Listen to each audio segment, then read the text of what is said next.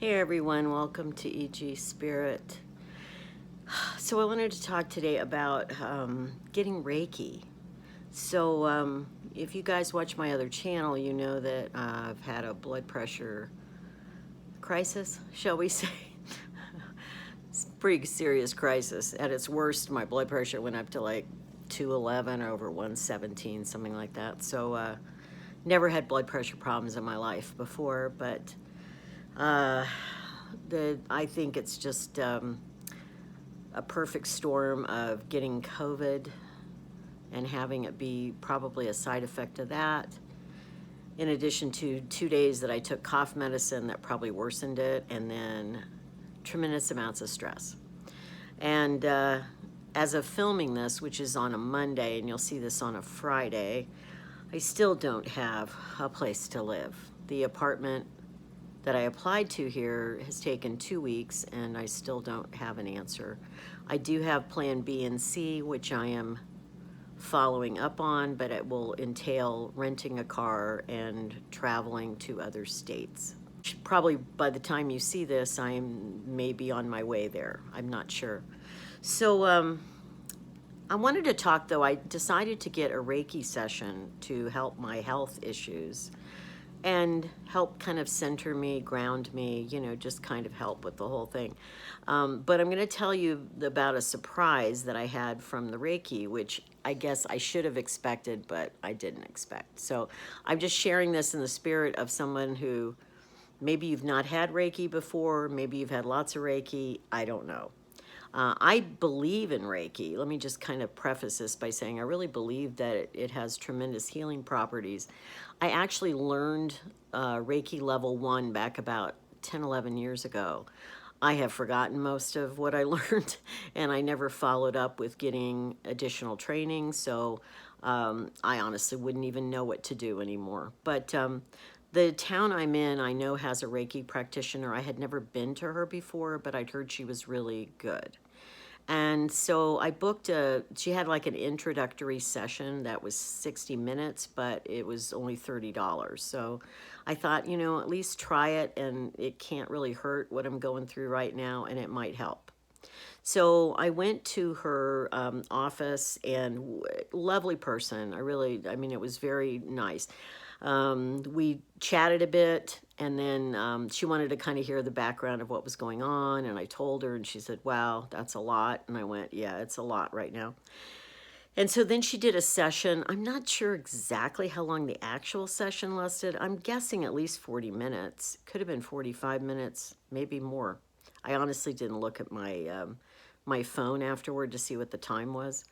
So, but here's the thing. During the actual session, everything was great. I really kind of just went into a meditative state, was very relaxed. She had this like comfortable kind of zero gravity chair I sat in. She does I guess there is some Reiki that's touching, but she does the non-touching, which is what I learned as well. And it was very relaxing, very calm. I felt fine afterwards. I felt really good afterwards. And went down and sat outside and had a green tea afterwards. And so the weird thing is what happened about, I'm sorry, I think my camera's wacko there. The weird thing was what happened about 7, 8 hours later. So I had the session about 3 in the afternoon.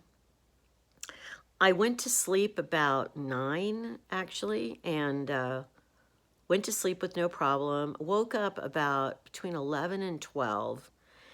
And the initial thing that was weird was that I was like wide awake for some reason. And I went to the bathroom and came back, and I couldn't get back to sleep. Now, I didn't really feel bad yet, but I just felt like I just couldn't go back to sleep.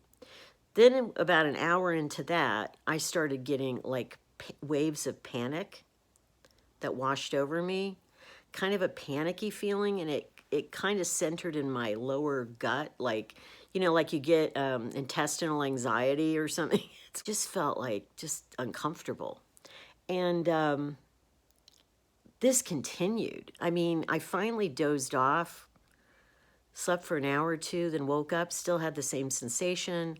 And then I started like in the middle of the night, just sobbing, crying, like just uncontrollably. Like I was just so scared. And I thought, geez, I went and did this healing and now I feel worse. And in the morning when I only got maybe 3.5 hours of sleep, to be honest with you, maybe 4. And when I got up in the morning, I had to cry again. I was just sobbing and crying and scared. And I hadn't really put it all together in my mind yet because I hadn't really had Reiki in about 10 years. And I don't remember having quite the same reaction to it. And then, so I went online and I looked up, like, what are the after effects if you have a Reiki session, like what potentially can happen? And what I was describing to you just now, they were saying, yeah, that's not uncommon at all. Like you basically go through kind of a healing crisis sometimes after Reiki, and you know, you feel like anxious, you may have physical symptoms, like especially digestive is really common.